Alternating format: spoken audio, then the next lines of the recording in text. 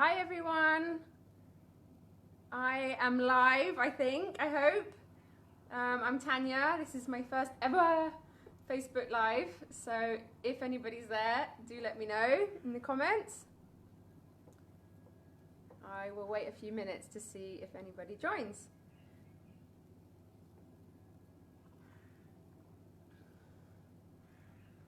Hi everyone, hope you can hear me.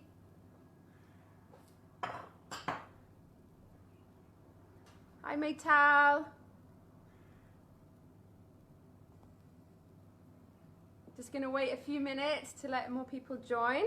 I'm so excited today. I'm going to be showing you how to make vegan blue cheese and gluten-free crackers.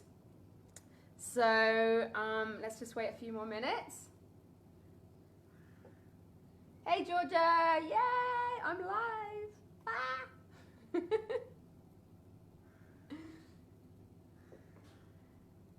All right, I'm going to start in a few minutes. Just for those of you who don't know already, I'm Tanya, and I'm going to be talking today about vegan blue cheese and gluten-free crackers.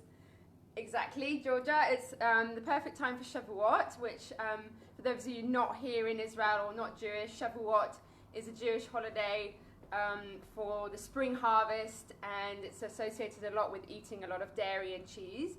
And this is kind of the time of year that I really miss having proper cheese, being a vegan. So during the lockdown, I actually started playing around with lots of different cheese recipes, and I found this one on, it doesn't taste like chicken, and I adapted it because I didn't have all her ingredients. And it's so good that I made it again, and this is now the third time I'm making it and sharing it with you guys. So I'm going to get started. First of all, we're going to make the crackers. So for those of you who can see, these are my gluten-free 5-seed crackers. Okay, and you can choose any seeds that you want. And just before we start, hopefully some of you have prepped already. If not, you can do that now. So for the crackers, you need 1 cup of flaxseed and half a cup of chia. And you soak that in water for about 15 minutes. It doesn't actually matter the quantities you use, so you could use a whole cup of chia or less flax as you like. The important thing is to match the ratio of seeds, of the flax and chia seeds, to the water. So if you're going to in total have 1.5 cups of seeds, you want 1.5 cups of water, and you're going to soak that for about 15 minutes. So I've just done that, and you can see the chia and the flax together form a kind of a gel-like consistency. So that's nearly ready to go. And just so we prep for the cheese as well, you should boil the cashews, so about 1 cup of cashews, boil them in water for about 10 to 15 minutes as well. If you haven't done that, that's okay. It's easier to blend to make a nice smooth, creamy cheese if you soak them beforehand. You can also soak them overnight if you don't want to boil them, but I find it much faster. And the last thing to do before we start properly is to turn on your oven for the crackers. So it's at 100 degrees Celsius, which is 210 degrees Fahrenheit. So pretty low, not too hot for the crackers. You're going to be baking them for about an hour, maybe a little bit more. So it's so easy because you basically just choose whatever seeds you want to go in, and you just mix it up. So I've chosen the sesame seeds, pumpkin seeds, and sunflower seeds. So about 2 to 3 tablespoons of each, and they literally just go straight in with the flax and the chia, mixing that up.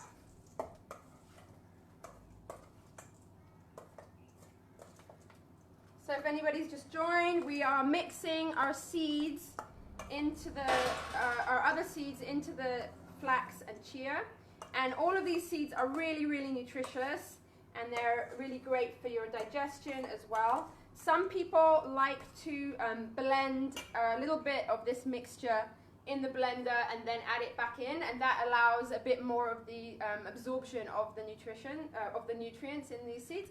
But I really like this whole seed consistency and nibble it when I'm eating them, so I leave it like this, but you can do that. Okay, so that's it. Now we're going to add some spices and flavoring, And again, you can add whatever you want. So a little bit of salt. I like to add about a teaspoon to a tablespoon of soy sauce. And some paprika. You can add whatever spices you like. You can make it a more Mexican flavor and add some chili. You could go a bit more Indian and add some cumin or coriander. Or you can even add some za'atar. Let's add some za'atar in there. I love za'atar. All right, so just about half a teaspoon to a teaspoon of your choice of all these different mixed spices. And you can taste it and see if you like the flavor. It will get a little bit less strong after you've baked it, okay? So don't worry if it's a bit too salty or a bit too spicy, because it will calm down a little bit after you bake it. All right, and that's it. Now we're ready to bake it. So you're gonna just take your baking tray. All right, and we're gonna get some parchment paper, baking paper. Okay, and I hope you can see what I'm doing.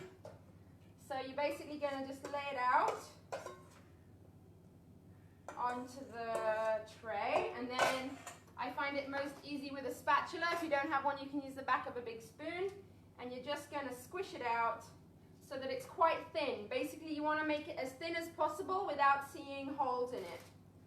So you're just going to spread it out like that.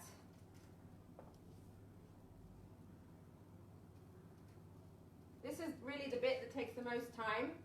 And again, like I said, you can play with the flavors, play with the seeds, make different ratios. It's really entirely up to you. The main thing is to soak the chia and the flax. You could just use flax as well, but the main thing is to soak them beforehand, because that's what's going to give your crackers the gel, the glue to stick it all together, so that you don't need to add egg or anything like that. That's the magic. All right, so nice and flat and thin. You don't want it too thick, because then they're not going to cook very well inside. You want it to be, like I said, as thin as possible, about one layer thick.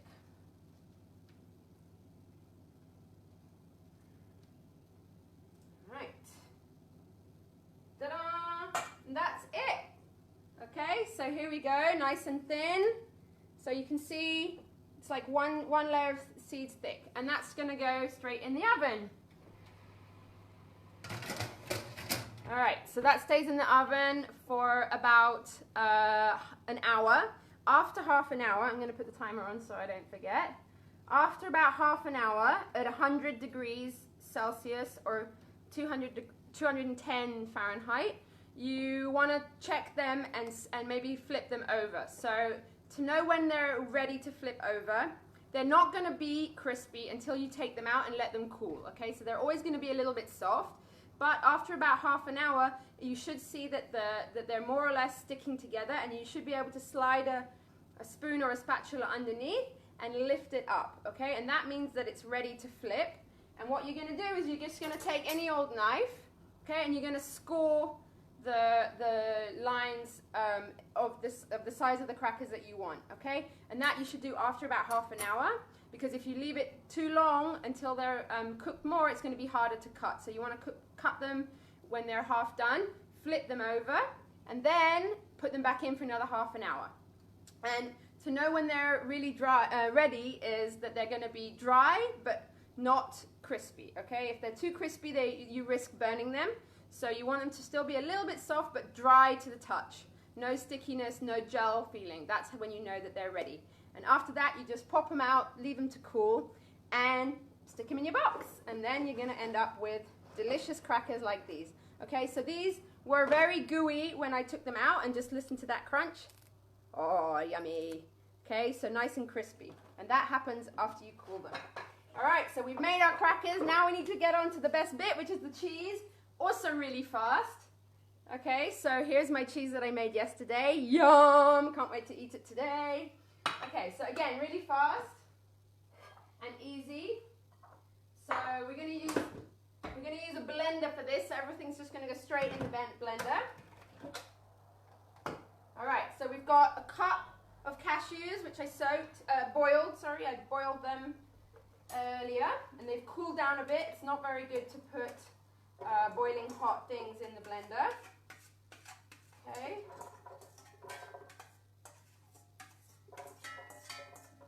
So that's that. So 1 cup of soaked cashews. All right, then 3 tablespoons of coconut oil, or if you want to measure it out, it's about 30 grams, 30 milliliters, so 3 tablespoons. And it's best if it's already melted, so it's in liquid form.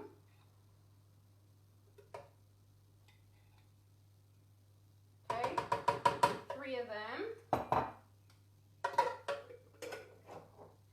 So you can choose to put, again, whatever spices you want. You can play, not spices, flavorings.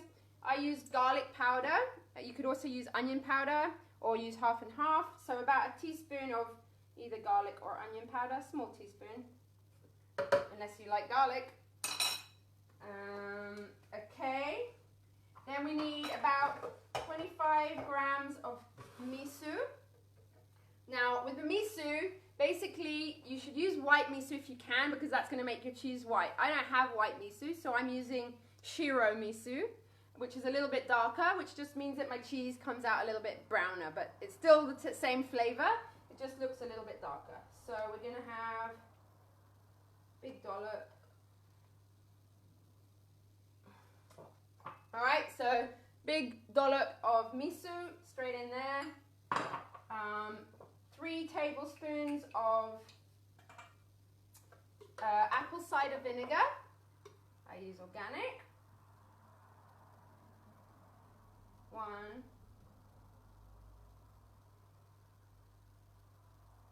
2, 3. And finally, this. Okay, and that's it. And then you can add a little bit of salt if you want, just a pinch. All right, and that's it. Okay, and now we're going to blend it, which is going to make a bit of a noise.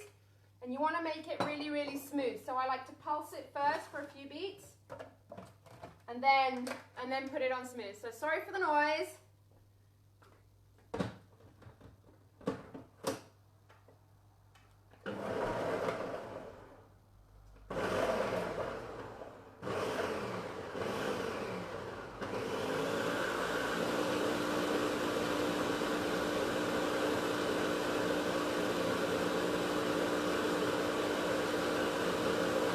Comments while I'm doing this. Chef Tanya, thanks Tammy. Hey Tammy. Who else is on here? Hey Ash, yay.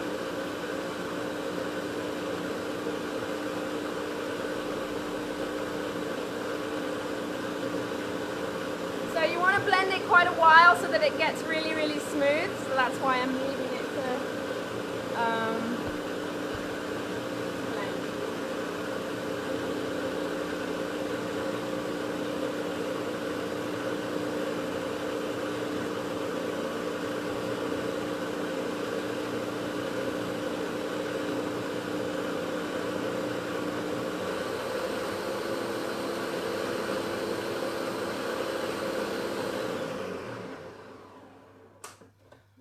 See if that's enough. I hope so. Yeah, that looks good. All right. So if you want to do a bit more blending, make sure it's really smooth, beautiful paste. I personally, if I wasn't doing this live, I would probably blend it a little bit more, but I want to carry on. Okay, so now you need your mold. So I'm using this little mold. Again, you can use any shape that you want, but you want it to be about this volume, because that's how much we have produced with a cup of cashews. Okay, so that's what's come out with this one. Okay, so that was the mold. Okay, and if you're not going to keep it in the mold when you're serving it and you want to pop it out onto a plate like I've done, then it's easy to just line your mold with paper, with baking paper, so that you can pull it out and turn it over easily. Okay, Tammy asked, can you find vegan miso easily? I think so. I think in Israel they're pretty good because of the kosher rules of fish and meat and dairy and all these things. So I think most of the products are normally vegan by default. They're parve, it's called. So I'm pretty sure that that's what we have here. Okay, so now I've put 2 layers of baking paper. That just helps me to lift it out later. Okay, and all we're going to do,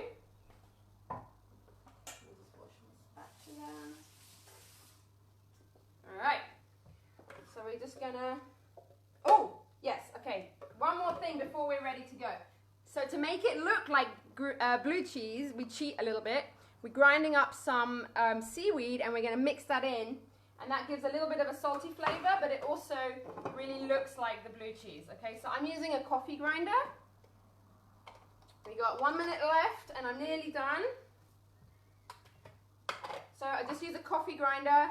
About a tablespoon or a teaspoon of seaweed goes in there. Any seaweed really is fine. You could also use spirulina. Okay, so I'm just grinding it up into a powder.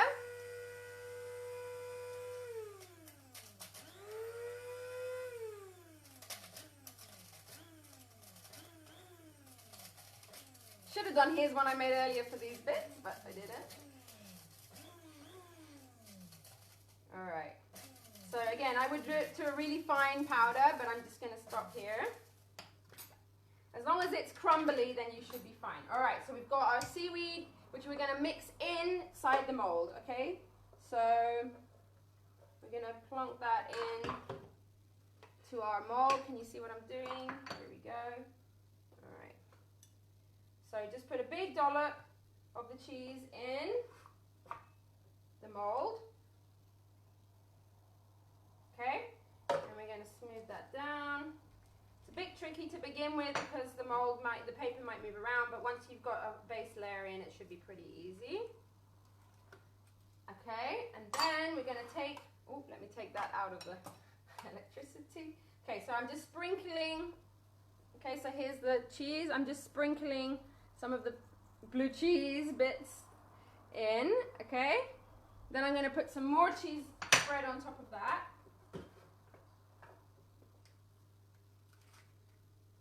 And keep going.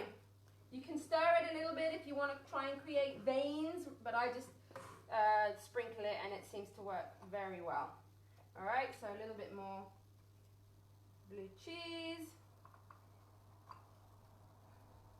Nearly done. And it's that simple. So literally all we've done is like blend it, and you could actually eat it already now as a spread. It's that tasty.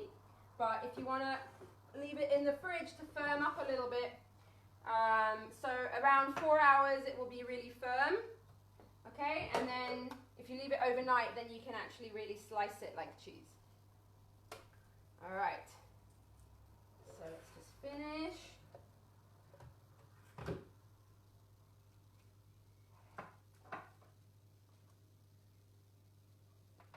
Okay, and the final thing is to cover it. So I cut one more piece of, where is my paper? Here we go. One more piece of baking paper, and that's just going to go on top. But first, let me show you what I've done.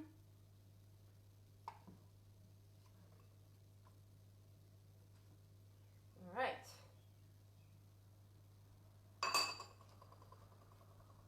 So I would normally do this. I would normally make it a little bit smoother, and I would do it a little neater, but in the interest of time, okay, so here's my blue cheese ready to go. So again, you could eat it like this, or you can pop it out in about 4 hours and it will be self-standing. Okay, so the final thing is to cover it, okay, and then we're just going to pop it in the fridge, and that is it. So I'm going to do that in a minute. So that is it. That's how to make your cheese and crackers for Shavuot or for whatever other vegan event you're going to want to try. I'm going to have some now just to make sure that it's really good. Here we go. Alright, so you see it's very sliceable. Yum, yum, yum. But you can also spread it if you want. And it is delicious. Thanks everybody for watching. That's my video, my first ever live share. I hope you enjoyed it, and I can't wait to do another one. Thank you.